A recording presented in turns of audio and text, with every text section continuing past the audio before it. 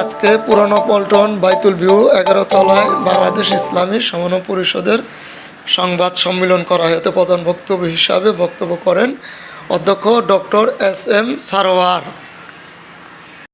ধন্যবাদ মাননীয় আমাদের সহকর্মীবৃন্দ, সাংবাদিক সহকর্মীবৃন্দ, সবাইকে শুভেচ্ছা সালাম। এখানে ডাক্তার সাহেব যে কথাটা বলেছেন, ভারত এমন একটি রাষ্ট্র যার প্রতিবেশী হিন্দু দেশ থাকার পরেও তারা তার বন্ধু না। নেপাল 80% হিন্দু। সম্মানিত দেশবাসী, বিশেষ করে যারা আমার বক্তব্য শুনছেন, সবাইকে প্রথমে বাংলাদেশ ইসলামী সমন্বয় পরিষদের পক্ষ থেকে আমার সালাম, আসসালামু আলাইকুম ওয়া রাহমাতুল্লাহি ওয়া বারাকাতুহু। বিশেষ করে আপনারা জানেন ইতিমধ্যে বাংলাদেশ ইসলামী সমন্বয় পরিষদ ছাত্র সংগঠন কেন্দ্রীয় কমিটি গঠন হয়েছে এবং যুব সমন্বয় বাংলা ইসলামী সমন্বয় যুব পরিষদ কেন্দ্রীয় কমিটি গঠন হয়েছে এবং বাংলাদেশ ইসলামী সমন্বয় পরিষদ গঠন হয়েছে এবং আপনারা সার্বিকভাবে সহযোগিতা করেছেন। আমরা যেভাবে আপনাদের সহযোগিতা পেয়েছি, আমরা বিশ্বাস করি এদেশে যেভাবে মানুষের মারামারি, কাটাকাটি, হানাহানি, চুরি, ডাকাতি, রাহাজানি, খুন খারাপি, নারী নির্যাতন, নারী হত্যা চলছে বৈষম্যের কারণে, আমরা সেই সংগঠনের উদ্যোগে আপনাদেরকে নিয়ে আমরা সেই বৈষম্য দূর করতে পারবো। আমাদের দৃঢ় বিশ্বাস, আল্লাহর অশেষ রহমতে যেভাবে সংগঠনটি দ্রুত এগিয়ে যাচ্ছে, আমাদের দৃঢ় বিশ্বাস বিশ্বের শ্রেষ্ঠ একটি সংগঠনের রূপ নেবে। আমরা আগামী 27 তারিখ বাংলাদেশ ইসলামী সমন্বয় সাংবাদিক পরিষদ গঠন হবে। বিশেষ করে আমি আজকে মিডিয়ার মাধ্যমে সকল সাংবাদিক ভাইদেরকে দাওয়াত করছি, যে যে সংগঠন করেন, যে যে রাজনীতি করেন, যে যে আকীদা পালন করেন, যে যে ধর্ম পালন করেন, সবগুলো আপনারা নিজ নিজ জায়গায় থাকবেন, কিন্তু সকলের সম্মিলিত, আমরা বলে থাকি ধর্ম, রাজনীতি এবং আকীদা যার যার, ইসলামী সমন্বয় পরিষদ সবার। সকল সাংবাদিক ভাইদেরকে নিয়ে আমরা যারা অন্য অন্য সাংবাদিক সংগঠনে আছেন, আমরা অনেক সময় দেখি এক সাংবাদিক সংগঠনে থাকলে আরেক সাংবাদিক সংগঠনে এলাও করতে চায় না। আমরা বলবো সকল সাংবাদিক ভাইরা যারা অন্য অন্য সংগঠন করেন, তাদেরকে নিয়েই আমরা আগামী 27 তারিখ জাতীয় প্রেস ক্লাবে বিকাল 3টার সময়, জাতীয় প্রেস ক্লাবের মধ্যে বিকাল 3টার সময় আমরা বাংলাদেশ ইসলামী সমন্বয় সাংবাদিক পরিষদ গঠন করব। আপনাদের সবাইকে আমন্ত্রণ জানাচ্ছি। পাশাপাশি বাংলাদেশ ইসলামী সমন্বয় ছাত্র পরিষদ, বাংলা ইসলামী সমন্বয় যুব পরিষদ এবং বাংলাদেশ ইসলামী সমন্বয় পরিষদের কেন্দ্রীয় নেতৃবৃন্দকে আহ্বান জানাচ্ছি, আপনারা উপস্থিত থাকবেন এবং আমরা দলে দলে, মিছিলে মিছিলে, স্লোগানে স্লোগানে, ফেস্টুন, ব্যানার দিয়ে হলরে সাজিয়ে সুন্দর করে আমরা আগামী 27 তারিখ বাংলাদেশ ইসলামী সমন্বয় সাংবাদিক পরিষদ গঠন করবে ইনশাআল্লাহ।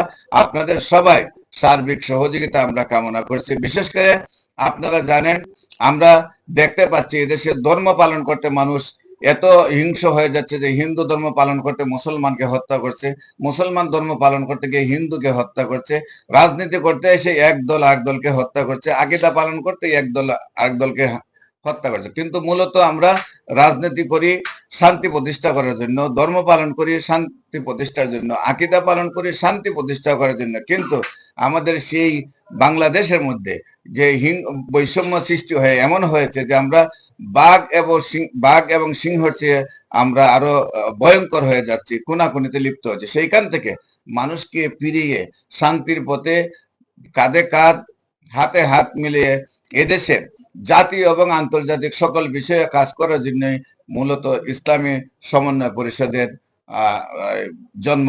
আমরা বলবো যে যে জায়গায় থাকি না কেন, আমরা যাতে কোনো আকীদা নিয়ে দ্বন্দ্ব না করি, আমরা যেন আমাদের রাজনীতি নিয়ে দ্বন্দ্ব না করি, আমাদের ধর্ম নিয়ে দ্বন্দ্ব না করি, আমরা সকলে মিলে ইসলামী সমন্বয় পরিষদের উদ্যোগে আমরা যত জাতীয় এবং আন্তর্জাতিক বিষয় আছে সেইখানে কথা বলবো। বিশেষ করে আমরা এই মুহূর্তে আমরা দাবি জানাচ্ছি বাংলাদেশ ইসলামী সমন্বয় পরিষদের পক্ষ থেকে ফারাক্কার বাঁধ এবং টিপাইমুখের বাঁধ এবং তৃষ্ণার বাঁধ থেকে নদী খনন করে যদি আমরা বঙ্গোপসাগর পর্যন্ত নিতে পারি, তাহলে ইন্ডিয়া থেকে যে পানিগুলা ছাড়া হয় সেই পানিগুলোই আমাদের জন্য নিয়ামত হয়ে যাবে। সেই পানির সাথে বালু আসবে, মাছ আসবে, শুকনা মৌসুমে আমাদের ফসল করার ব্যবস্থা হবে। কিন্তু আমরা সবসময় দাবি রেখে আসছি যে সুষ্ঠু পানি বন্টন চাই। কিন্তু সুষ্ঠু পানি বন্টন বলতে পানি আন্তর্জাতিক আইন হলো নদী বহমান, যেদিকে পানি যায় তাকে যেতে দিতে হবে এবং তার প্রয়োজনে সে আবার পানি রাখতে পারবে। সেখানে ইন্ডিয়া যখন পানিতে ডুবে যায় তখন আমাদেরকে পানি ছেড়ে তারা সার্ভে, এটাই স্বাভাবিক। আবার যখন তারা আপনার এই যে ফসলের জন্য পানি আটক করে, তাদের প্রয়োজনে তারা পানি আটক করে, এটাই স্বাভাবিক। আমরা সেইখানে আমরা যে দাবি করে আসছি 50 বছর ধরে যে সুষ্ঠু পানি বন্টন চাই, সেটা আসলে কতটুকু যুক্তি নিয়ে চাচ্ছে। আমাদের সেই নদী খনন হলে আমাদের এই পানিটাই আমাদের জন্য রহমতে রূপান্তরিত হবে।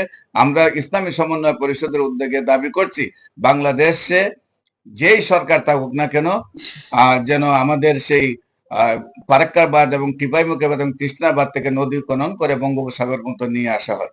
পাশাপাশি আমরা বর্তমান, আপনারা জানেন, দেশের পরিস্থিতির সামনে একটি সরকার গঠন, সেখানে আমরা দাবি রাখছি যে সব দলের প্রেসিডেন্ট সেক্রেটারিকে সমন্বয় করে যেন নির্বাচন কমিশন কাজ করে এবং অবাধ, সুষ্ঠু, নিরপেক্ষ নির্বাচন করে সেইখানে সব দলীয় অংশগ্রহণ যথাযথভাবে করে মানে ভোটের নিশ্চয়তা দিয়ে সে যেন কাজ করে। পাশাপাশি নির্বাচিত সরকার যেই হয় না কেন, সে যেন যে সংরক্ষিত আসন, যেটা মহিলা সংরক্ষিত আসনটাকে আমরা এটাকে ভঙ্গ করে, আমরা চাচ্ছি এটা বাতিল করে সংরক্ষিত আসন হবে।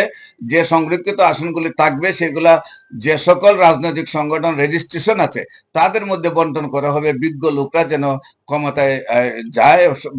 যারা রেজিস্ট্রেশন করছে তারা অবশ্যই সরকার বিজ্ঞ বলে তাদেরকে রেজিস্ট্রেশন দিয়েছে, তাদের মধ্যে সেই যে আসনগুলো যেন বন্টন করে। এই দুইটি দাবি জানাচ্ছি এবং আগামী 27 তারিখে সকল সাংবাদিক বাইরে উপস্থিত থেকে বাংলাদেশ ইসলামী সমন্বয় সাংবাদিক পরিষদ গঠনে সহযোগিতা করার জন্য আহ্বান জানিয়ে আমি শেষ করছি। Cancer specialist doctor SM. Sarwar, সভাপতি, বাংলাদেশ ইসলামী সমন্বয় পরিষদ কেন্দ্রীয় পরিষদ। সবাইকে ধন্যবাদ। আসসালামু আলাইকুম ওয়া রাহমাতুল্লাহ।